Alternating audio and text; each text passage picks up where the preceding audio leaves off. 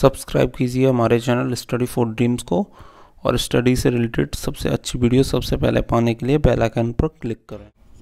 नमस्कार दोस्तों, मैं हूं अवधेश चौधरी और आप देख रहे हैं स्टडी फॉर ड्रीम्स। दोस्तों आज मैं आपको बताने जा रहा हूं आरपीएफ कांस्टेबल 2018 भर्ती के बारे में। जी हां दोस्तों, इसका नोटिफिकेशन जारी हो चुका है। तो कुछ ऐसी महत्वपूर्ण बातें जो आपको ज़रूर जाननी चाहिए, तो वो आज मैं आपको बताने जा रहा हूं। दोस्तों अगर आपने अब तक मेरा चैनल सब्सक्राइब नहीं किया है तो सब्सक्राइब जरूर कर लें, क्योंकि मैं आपके लिए ऐसी बेहतरीन वीडियोस लाता रहता हूं। हमारी लेटेस्ट वीडियो सबसे पहले पाने के लिए बेल आइकन पर क्लिक करना ना भूलें। तो चलिए दोस्तों आज की वीडियो स्टार्ट करते हैं। दोस्तों सबसे ऊपर आप देख सकते हैं नोटिफिकेशन में लिखा हुआ government of India, ministry of railway board. तो न्यू दिल्ली में 13 अप्रैल 2018 को ये नोटिफिकेशन जारी किया हुआ है। जी हाँ दोस्तों, नोटिफिकेशन जारी हो चुका है, ये रियल बात है। आपको पता ही होगा कि लगभग 9500 वैकेंसीज आनी है, तो उसके लिए नोटिफिकेशन जारी हो चुका है। सब्जेक्ट आप देख सकते हैं लिखा हुआ subject procedure for recruitment in RPF and RPSF. तो इसके लिए उन्होंने जो एक्ट वगैरह हैं वो आप देख सकते हैं, एक्ट वगैरह उन्होंने पूरी लिखी हुई है कि जो एक्ट है 1957 वो आप वहाँ से डिटेल देख सकते हैं। तो इन्होंने लिखा हुआ डिटर्मिनेशन ऑफ वैकेंसीज, तो 31 दिसंबर तक जितनी बार वैकेंसीज हैं, जितने बार जोन्स के पास और पीसीएस के पास, आरपीएसएफ और जितने बार वैकेंसीज हैं उन सब के लिए इनसे डिटेल मांगी गई है कि जोनल हैं जितने बार जोन्स हैं वो सब वैकेंसीज का बता दें। तो आप देख सकते हैं यहाँ पर प्रोडक्शन यूनिट और कंसर्न रेलवे वगैरह, ईस्टर्न रेलवे वगैरह, इसकी पूरी डिटेल दी गई है कि कौन कौन से जोन है। तो वहाँ से ये पूरी वैकेंसीज का डिटेल उनसे मांगी गई है। तो मैं आगे आपको बता देता हूँ। हालांकि आपको बता दूँ 39 पेजेस का इन्होंने एक नोटिफिकेशन जारी किया हुआ है। अगर मैं आपको इसका बताता हूँ तो अराउंड 1-1.5 घंटे में ही बता पाऊँगा। तो दोस्तों मेरी कोशिश यही है कि जल्दी से जल्दी आपको ब्रीफ में जितनी बार मोस्ट इंपॉर्टेंट टॉपिक है वो, मतलब मोस्ट इंपॉर्टेंट जानकारी है वो मैं आपको प्रोवाइड करा दूँ। तो मेरा यही है। यहाँ पे आप देख सकते हैं इस वाले में कि यहाँ पे वैकेंसीज़ का अभी तक इन्होंने कुछ कंफर्म नहीं किया है, क्योंकि अभी तक वैकेंसीज़ 31 दिसंबर तक की जितनी बार वैकेंसीज़ हैं वो सबकी डिटेल लेनी है और उसके बाद प्रोवाइड कराना है। तो यहाँ पे नोट दिया हुआ 10% vacancies shall be reserve for ex serviceman as per government of India instruction. तो मैं आपको बता दूँ दोस्तों 10% जो वैकेंसीज़ होंगी वो रिजर्व रहेंगी। जितनी बार वैकेंसी 10,000 वैकेंसी होती है मान लो, तो 1,000 वैकेंसी जो होंगी एक्स सर्विसमैन के लिए रिजर्व होंगी। तो यहाँ पे इन्होंने जितने बार, दोस्तों काफ़ी अच्छी बात यह है इस बार सब इंस्पेक्टर की भी वैकेंसी होंगी इसमें, एग्जीक्यूटिव और बैंड वगैरह की भी, और ड्राइवर वगैरह की भी होंगी, और कांस्टेबल बैंड की भी होंगी। तो काफ़ी बढ़िया बात है। कुछ लोग ऐसे होते हैं कि उनके पास म्यूजिकल इंस्ट्रूमेंट वगैरह में कोई कोर्स वगैरह होता है तो वो अप्लाई कर सकते हैं। तो चलिए दोस्तों, और मैं आपको आगे की इन्फॉर्मेशन दे देता हूँ जो भी काफ़ी इंपॉर्टेंट न्यूज़ है। तो काफ़ी अच्छा टॉपिक आता है 6 number point, eligibility of candidate, citizenship must be a citizenship of India. तो इंडिया का नागरिक होना जरूरी है दोस्तों। Second number, educational qualification and age. तो इसके लिए मैं आपको बता देता हूँ कैटेगरी सब इंस्पेक्टर के लिए एजुकेशनल क्वालिफिकेशन चाहिए, कोई भी ग्रेजुएट होना चाहिए, किसी भी मान्यता प्राप्त यूनिवर्सिटी से स्नातक होने चाहिए, और जो आपकी एज होनी चाहिए मिनिमम 20 साल होनी चाहिए और मैक्सिमम 25 साल होनी चाहिए, उससे न कम न ज़्यादा। सब इंस्पेक्टर बैंड के लिए सेम होना चाहिए, एज भी 20 चाहिए और मैक्सिमम 25। कांस्टेबल एग्जीक्यूटिव के लिए age provide in RPF rules, मतलब मैं आपको बता दूं आरपीएफ रूल्स के अकॉर्डिंग मैट्रिकुलेशन मतलब 10th पास चाहिए होता है, एज आपकी मिनिमम 18 होनी चाहिए और मैक्सिमम 25। कांस्टेबल बैंड के लिए भी आपको मैट्रिकुलेशन 10th पास चाहिए, 18 एज कम से कम होनी चाहिए और 25 ज़्यादा से ज़्यादा। इसके लिए आपको म्यूजिकल इंस्ट्रूमेंट में कोई स्पेसिफिक म्यूजिकल इंस्ट्रूमेंट में आपको 2 साल का एक्सपीरियंस होना चाहिए, तभी आप कांस्टेबल बैंड के लिए अप्लाई कर सकते हैं। ड्राइवर ग्रेड 3 के लिए, इसके लिए भी आपको 10th पास होना चाहिए, लेकिन मिनिमम एज 20 साल होनी चाहिए और मैक्सिमम 25 साल। इसके लिए आपको हैवी व्हीकल ड्राइविंग लाइसेंस होना चाहिए, कम से कम 6 महीने पुराना। इसमें नीचे लिखा हुआ है note degree from a recognised university, मतलब मान्यता प्राप्त यूनिवर्सिटी से कोई भी स्नातक की डिग्री होनी चाहिए सब इंस्पेक्टर के लिए, and the matriculation certificate for constable, मतलब कांस्टेबल के लिए आपको मैट्रिकुलेशन 10th पास होना चाहिए। ड्राइवर ग्रेड 3 के लिए भी रिकॉग्नाइज्ड बोर्ड से आपको 10th पास होना चाहिए। तो दोस्तों मैं आपको बता दें डेट ऑफ बर्थ काफ़ी मोस्ट इंपोर्टेंट चीज़ है कि डेट ऑफ बर्थ कब से कब तक ली जाएगी। तो दोस्तों मैं आपको बता दूं, अगर नोटिफिकेशन 1 जनवरी से लेके लास्ट जून तक जारी होता है तो आपकी जो एज काउंट होगी वो 1 जुलाई को होगी। जी हाँ दोस्तों, अगर नोटिफिकेशन जून के बाद जुलाई में आता है तो आपकी जो एज काउंट होगी वो नेक्स्ट ईयर 1 जनवरी से काउंट होगी। जैसे कि मैं आपको बता दूं, अगर नोटिफिकेशन इसी साल आ जाता है, जैसे कि जून तक आ जाता है, तो आपकी जो एज काउंट होगी वो 1 जुलाई को काउंट होगी। अगर मान लीजिए वो नोटिफिकेशन आता है जुलाई में, मान लीजिए 5 जुलाई को आया, तो आपकी जो एज काउंट होगी वो 1 जनवरी 2019 को काउंट होगी। नेक्स्ट चलते हैं, relaxation in age as per order of the government of India. SC/ST के लिए 5 साल की छूट होगी, OBC के लिए 3 साल की। कुछ इन्होंने स्पेशल दे रखा जम्मू कश्मीर के लिए, जो 1980 से 1989 के बीच में थे। अनरिजर्व के लिए 5 साल, OBC के लिए 8 साल, SC/ST 10 साल। और इन्होंने विडो डिवोर्स वगैरह के लिए भी दे रखा है औरतों के लिए। अदर के लिए 2 साल की छूट होगी, OBC के लिए 5 साल की होगी, और SC/ST के लिए आपकी होगी 7 साल। नीचे इन्होंने दे रखा है special provisions for ex serviceman. Ex serviceman जो भी लोग हैं वो पढ़ सकते हैं अच्छी तरह। अब बात आती है फिजिकल मेजरमेंट। तो फिजिकल मेजरमेंट में मैं आपको बता दूं, कैटेगरी अदर और OBC के लिए सेम चाहिए। पुरुषों के लिए, मेल के लिए हाइट चाहिए 165 सेंटीमीटर 1.65, और फीमेल के लिए 157। जो चेस्ट चाहिएगा ओनली फॉर मेल, अनएक्सपेंडेड चाहिए 80 और एक्सपेंडेड चाहिए 85, 5 सेंटीमीटर का फुलाव होना चाहिए। SC/ST के लिए बता देता हूँ, सेम होगा। मेल के लिए 160 हाइट चाहिए और फीमेल के लिए 152 सेंटीमीटर हाइट चाहिए।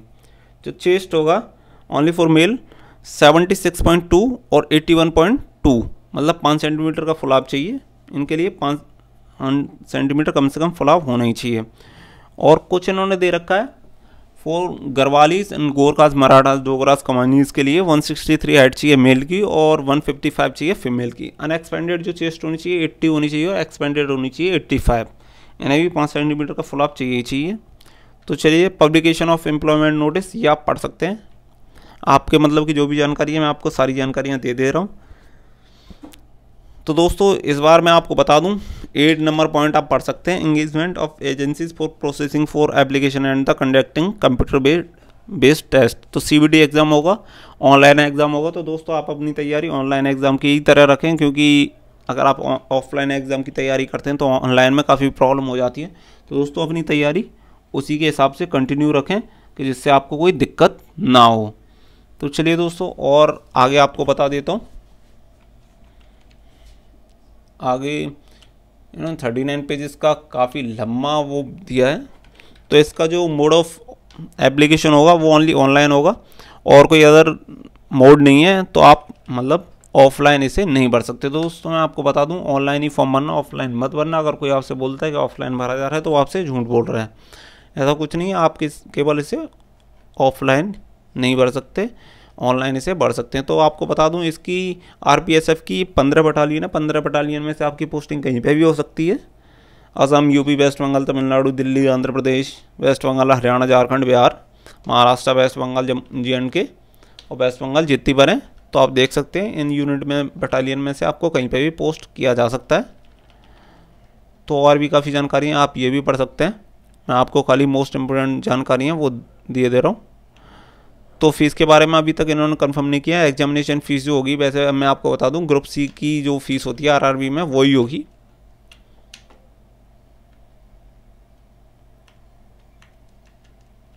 और हो सकता है इसके लिए भी 500 रुपये फ़ीस ली जाए। उसके बाद अगर आप CBT देते हैं उसके बाद आपको फ़ीस आपकी वापस कर दी जाए। ये रूल इसमें अप्लाई होगा, same age group D।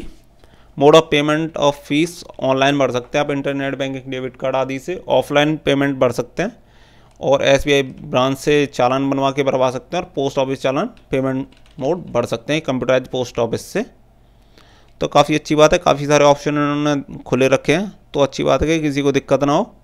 How to apply application के बारे में उन्होंने पूरी जानकारी दी हुई है। अगर आपको कुछ समझ नहीं आता है तो आप मुझे कमेंट करके पूछ सकते हैं, मैं आपकी हेल्प के लिए हमेशा तत्पर रहूँगा। तो कोई आपको दिक्कत नहीं आएगी। मैं आपको बता दूँ दोस्तों, CBT एग्ज़ाम होगा वो कई सारी लैंग्वेजेस में होगा। तो लैंग्वेज मैं बता देता हूँ आपको। लैंग्वेज होंगी, भाषा होंगी हिंदी, इंग्लिश, उर्दू, तमिल, तेलुगु, कोंकणी, मलयालम और कन्नड़, मराठी, गुजराती, बंगाली, ओरिया, पंजाबी, असमी एंड मणिपुरी। तो इतनी सारी भाषाओं में आपका जो एग्ज़ाम होगा वो काफ़ी अच्छी बात है। कुछ लोग होते हैं, लोकल लोगों को कुछ की बाहर की लैंग्वेज नहीं पता होता, अगर हिंदी और इंग्लिश में आता है तो उन्हें काफ़ी दिक्कत हो जाती है। तो दोस्तों ये काफ़ी अच्छी बात की है इस बार रेलवे ने। ग्रुप D वगैरह में भी ऐसे चेंजेस किए हैं, तो काफ़ी अच्छी बात है ये।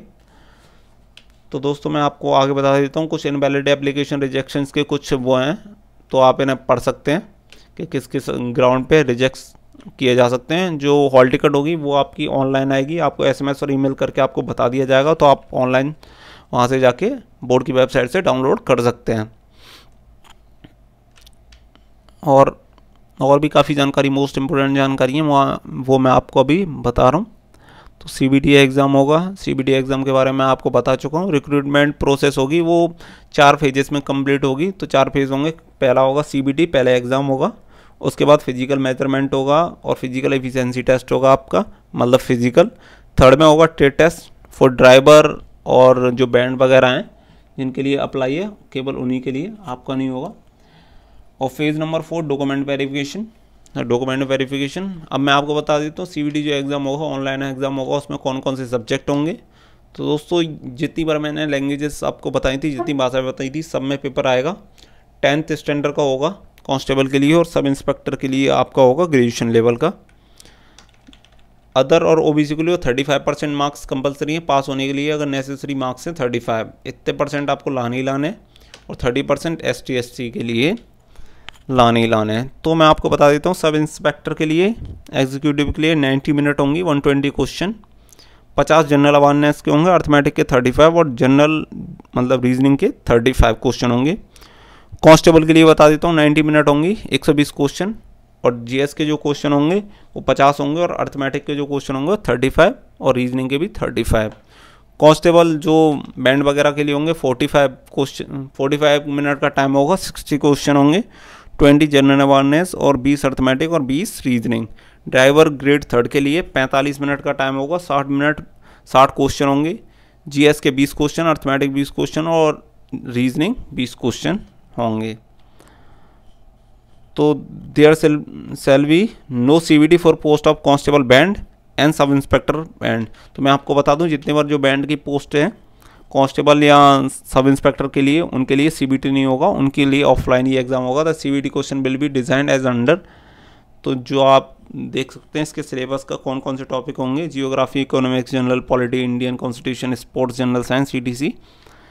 तो ऐसे अर्थमेटिक और रीजनिंग वगैरह में आप देख सकते हैं। इसके लिए मैं आपको बता दूं 1/3 की नेगेटिव मार्किंग होगी। जी हाँ दोस्तों, कुछ तुक्केबाजी ना करें और अच्छे से तैयारी करें। इसमें 1/3 की नेगेटिव मार्किंग होगी, हर एक गलत के लिए 1/3 आपका मार्क्स काट लिया जाएगा। अब नेक्स्ट चलते हैं। तो नेक्स्ट आपका मैं बता देता हूँ, जो आपका होगा फिजिकल क्या होना है। फिजिकल में आपका क्या क्या होना है, second phase physical efficiency test और फिजिकल मेजरमेंट, PET और PMT आपका होना है। तो PET में आपका मैं बता देता हूँ, सब इंस्पेक्टर के लिए 1600 मीटर की रेस होगी, 6 मिनट 30 सेकंड में कंप्लीट करनी है, 12 फीट लॉन्ग जंप मारनी है और हाई जंप होगी 3 feet 9 inch. Sub inspector female के लिए 4 मिनट में 800 मीटर की रेस करनी है, 9 फीट लॉन्ग जंप और 3 feet high jump. Constable male के लिए 5 मिनट 45 सेकंड में 1600 मीटर की रेस होगी, 14 फीट लॉन्ग जंप और 4 feet high jump. Constable female के लिए मैं आपको बता दूं 3 मिनट 40 सेकंड में आपको 800 मीटर रेस करनी है, 9 फीट लॉन्ग जंप और 3 feet high jump. Constable band के लिए 3 मिनट 40 सेकंड में 800 मीटर और 9 फीट लॉन्ग जंप और 9 फीट हाई जंप। और जो कोई वैकेंसी जैसे कि मान लीजिए ट्रेड वाली बसती हैं, 3 मिनट 40 सेकंड में 800 मीटर ही करनी पड़ेगी, मेल के लिए है only, 9 feet long jump 3 feet high jump. और ड्राइवर ग्रेड 3 के लिए 6 मिनट 30 सेकंड में आपको कंप्लीट करनी है और आपके इसे 12 फीट लॉन्ग जंप होगी और 3 फीट 9 इंच हाई जंप होगी। तो दोस्तों मैं इससे जुड़ी हुई आपको सारी मोस्ट इंपोर्टेंट जानकारियाँ दे चुका हूँ। तो दोस्तों अगर आपको मेरे द्वारा बनाई गई वीडियो पसंद आती है, please like share and subscribe जरूर करें, आपके भाई का चैनल है। और दोस्तों अगर आपको इससे रिगार्डिंग और कोई दिक्कत हो तो आप मुझे प्लीज़ कमेंट करके पूछ सकते हैं, मैं आपके लिए हमेशा तत्पर रहूँगा। तो थैंक यू फॉर वॉचिंग। जय हिंद, जय भारत।